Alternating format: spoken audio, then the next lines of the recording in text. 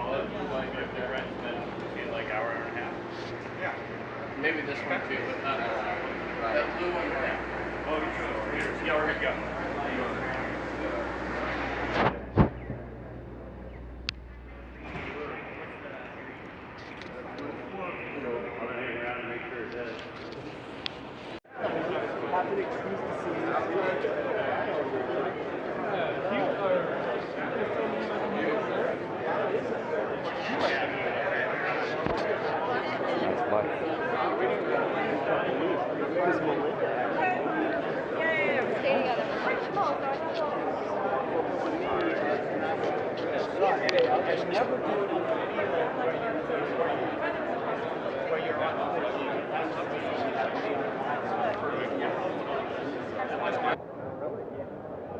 She can make some. If you want her contact, she's great. She's not fancy now. But yeah, it's time to get some.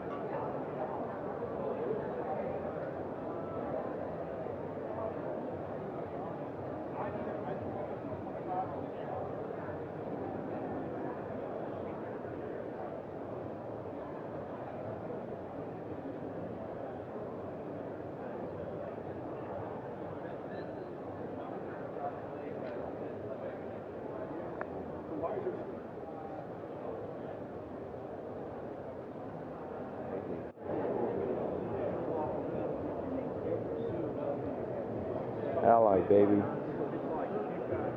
Ally disc.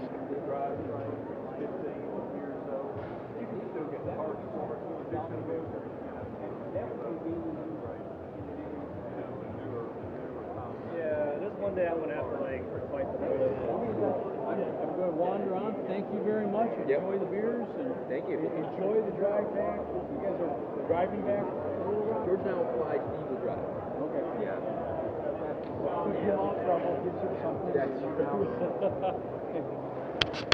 Perpendicular to the crank or stretching the crank. So it's hard with flat pedals to get above 30 to 40. You're at 23% pedaling efficiency. As you start trying to pedal rounder, you can see that number, you may be able to get that number to start going higher. So a really good pro with flip-in pedals, one reason they're pro is that they're fitter than everybody else. They're also around 70 to 75%.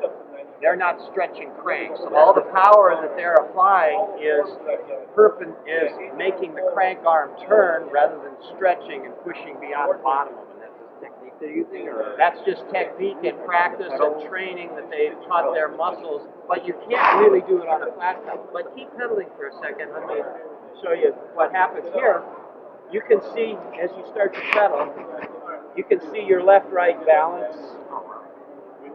When you have a cleat, you can dial it in instead of you see people using lasers to make sure your knees track straight. Right. Once you set up your cleat with this way and this way correctly, that will stay right in the middle. So it's a simpler way to do it without having to set up all the lasers based off of the. So that arrow swing what then? That you're pedaling. You're pedaling on the outside edge. And you're twisting. You're not transferring your power straight into the pedal. But that will change, and you can't. You've got a running shoe. Right. If you were shimmed up this way, that would change. If you change your foot angle, that would change. So it all interrelates. But when you're pedaling like this easy, your muscles may not be doing. It's so easy that your muscles aren't really operating, and it's not how you normally pedal. This has the ability to set it for any wattage you want. You can set this at 280, at 320, at 450, put you under stress, and now we're going to see how well you pedal. That's a game changer. And then we're going to pick your optimum position. So you're a leg length, you might be wondering, so should I be on a 170 or 172.5 or maybe even 167.5? This crank can change every 2.5 millimeters and rerun the test. And it can tell you by science, not by someone's opinion, by the numbers, this is your best crank. So this is why I said this takes bike fitting from good to the whole next level. It's like the custom bike show. You want to have the optimal best bike for you. Somebody builds you a custom bike, and a bike fitter can get you in a good position that will allow you to cycle pain-free, and you train and you get better. But this one says, okay, but if you are in this position, it's actually better for you. And then train on top of that. Hey Ryan, we went dead again. With the saddle change your power? A saddle, well, the position, if you're uncomfortable, will change your power position, will change your power output. And so once you are on the bike for 3 or 4 hours and you're starting to have any discomfort in your hands or your feet or your butt, then that is in your head, and then you can't even think about pedaling because all you want to do is get off the bike. Obviously, your power goes in the toilet, right? I found, one of the things that I found is that power actually, Shimano shoes are all level. And people have evolved to run and walk on level ground for their knee joint. For most of the time, that works best. I have found that when I have a tip this way, I've already given up a lot of the push. I can't make as much sustained wattage. If I shim this way and then I set my cleats, when you shim up this way, you have your heels wider. You can't just put the shim and keep the same. It's interrelated. So you can get different neutral positions that don't stress your knee with different angles and different alignments. The more I lift within just a small range, the more I lift this way, I can sustain about 10 watts more of steady state power. And Your knee is okay. Yeah, my knee doesn't care because I made an adjustment in the angle to make up for this one. So how would you measure that? You don't.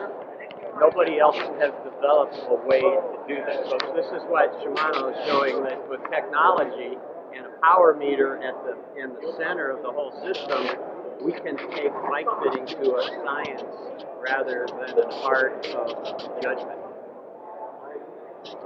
Now, once you've got an injury, then it turns out that it's harder to recover from that, and then a lot of people make the sacrifice in how much power and tip this way more in order to ride pain-free and to try, once something is injured, trying to get back, you may need to overcompensate in order to be able to ride pain-free. Hey Ryan, TV's down. Custom pouches. Yep, get one.